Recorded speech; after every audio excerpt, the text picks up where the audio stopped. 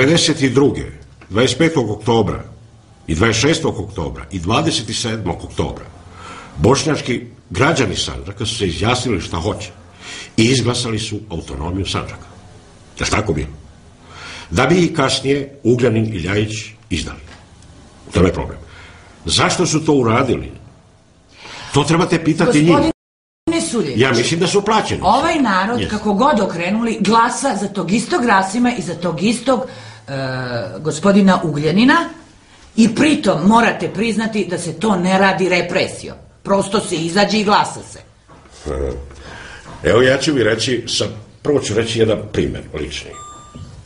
Prije 4 ili 5 godina, kad je Narodni pokret Sandžaka ovdje imao 8 odbornika, državne, javne i tajne službe, zajedno sa SDA-om i sa SDP-om, su širili propagandu: ako glasate za Narodni pokret i za Suljevića, glasali ste za rak. Ali nikakva tajna nije da se ovdje falsifikuju izbori. Nikakva tajna nije da se kupuju i prodaju ljudi za 10 ili 20 eura. Kako vi možete objasniti mene da u Prijepolju jedna politička opcija u prvom krugu izbora dobije 18 odbornika, beše li tako, a da kasnije izgubi 10? Zašto? Represijom. Upravo represijom. U Sandžaku postoji represija straha i prinude. Ljajić je došao sa nekoliko inspektora iz Beograda, iz Užica, iz Prijepolja, zaposao je hotel u Prijepolju i odatle su krenuli inspektori. Od radnje do radnje, od preduzeća do preduzeća, pisali krivične prijave. Kad su nagomilali dobar deo tih prijava, onda su se vratili u hotel, telefonima zvali iste te vlasnike: dođite ovamo, pocijepat ćemo krivične prijave. Zato nije represija. Moram da vam kažem, to je represija. 90% Bošnjaka živi od svojih livada i svoje stoke. Ljajić preko inspektora na njih ne može da utiče. Znači ima nešto drugo. Ja bih želela to drugo da čujem od vas, jer znam da vi hoćete da progovorite autentično. Pazite, ja sam rekao, uz pomoć vlasti sve je moguće, uz pomoć medija sve je moguće, uz pomoć para sve je moguće. Sa parama sve je moguće, nažalost. Tu je odgovor. Medije, laži, to je ona poznata Gebelsova, laži i paralaži, samo laži, jer samo laž postaje istina. Evo, ovih dana je aktuelno bilo koliko su novinari pridonijeli za pokolje i genocide u Bosni, Hrvatskoj i tako dalje na Kosovu. Da li vi mislite da to nije tačno? Ne, znam da je tačno. Apsolutno tačno. Znam, ali... Pa evo i popularizacija Narodnog pokreta Sandžaka u Sandžaku upravo će zavisiti od medija i pristupi medija. I naravno od novca. Jer pazi, u čemu je problem? Ja ću vam reći. Da li možemo sad... Evo samo još ovo, pazi ovako. Pazi, javno mnenje u ovoj državi, ovo je još uvijek policijska država, udbaška država. To je činjenica. Udba sve kontroliše. Javno mnenje prave javne, tajne službe i mediji. U tome je problem. Dobro, a možemo li da znamo vaše partije? Ne mogu da shvatim koji to Bošnjak. Kako treba da izgleda region po vašem mišljenju, vaše partije, vi stojite na njenom čelu. Znači, kako vi vidite Sandžak u demokratskoj Srbiji 21. veka? Ja sam odgovorio na to pitanje. Sandžak treba da bude jedna moderna, autonomna regija poput evropskih zemalja.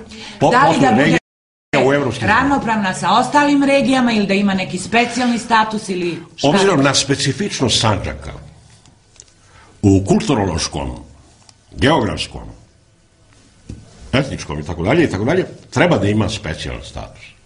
Nešto poput Južnog Tirola ili drugih regija. A to bi podrazumevalo šta sve u Sandžaku?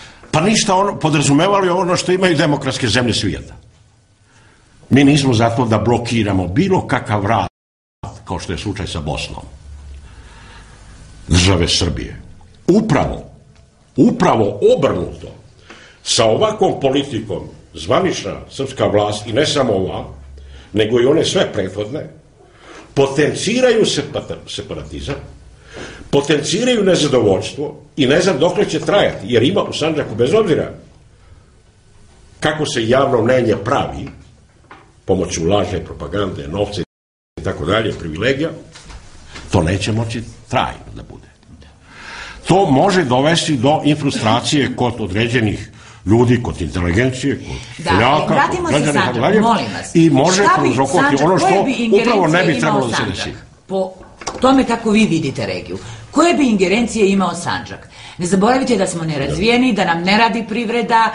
Ako bismo sad napravili svoj region, on bi bio odgovoran za svoj razvoj. Absolutno. A nemamo infrastrukturu, nemamo privredu, kako bismo preživjeli i kako bi izgledao taj region? Hoćete mi nabrojati? Pa ja ne znam, ja mislim da ste bili u prilici da vidite program Narodnog pokreta Sandžaka. Ali to je zbog gledalaca. Mislim da to nije ništa novo. Naravno da bi Sandžak imao svoj parlament. U tom parlamentu svakako bi participirali svi građani. Da li bi participirali po etničkom principu, ja nemam protiv. Da li bi Sandžak mogao imati i kao neku dvodomnu skupštinu, vijeće naroda i vijeće građana, uopšte nemam protiv. I da se o bitnim pitanjima odlučuje konsenzusom. A šta je sa ekonomijom? Sa ekonomijom, naravno, ne bi se dešavalo kao do sada, ne bi država uzimala kredite. Morate znati da je u ovu zemlju ušlo zadnjih nekoliko godina preko 20 milijardi eura. Te eure vraćamo i mi ovdje iz Sandžaka, ali euri ne dolaze ovdje. Idu u Niš, idu u Beograd, Čačak, Kragujevac i tako dalje i tako dalje. U tom slučaju Sandžak bi uzimao kredite ili pojedinačne opštine i sama vraćala. Ali to ne bi bilo dovoljno da se dostigne nekakav prosjek na nivou države. Je li tako? Da. Jer ne možemo mi govoriti u jednom, imali smo socijalističko ili plansku privredu 50 godina, gdje je jednopartijski sistem usmeravao gdje je želeo ili koliko je ko vukao, a ovaj prostor je diskriminisan stalno. Znači mora država dovesti ovaj prostor na nivou nekog državnog prosjeka. A onda, naravno, pa postoji to svugdje u svijetu i taj princip solidarnosti i tako dalje, gdje bi se Sandžak normalno razvijao i Sandžak bi mogao da bude veoma važan faktor. Ja lično mislim, bez obzira na ovu politiku koja se ne mijenja kad smo mi u pitanju, bez obzira ko došao na vlasti, na nivou države, mislim da mi možemo da budemo veoma značajan faktor za ovu državu. Kako? Ne samo kod islamskog svijeta, nego kao Bošnjaci možemo da budemo primer i indikator ili pokazatelj demokratije u Srbiji. Jer nije isto kad zvanična vlast kaže da je u Srbiji demokratija ili ako ja kažem da je stvarno u Srbiji demokratija ili nije. Pogledajte, uzeli su zemlju, uzeli šume, pa uzeli vode, pa to sve uništeno. Pogledajte samo infrastrukturu. Ovdje se govori, ne znam o nekim nevladnim organizacijama da će 100.000 eura, ne znam šta je to, pa to nije ništa. Nema ekonomskog razvoja, ni kulturno, nikakvog, bez infrastrukture.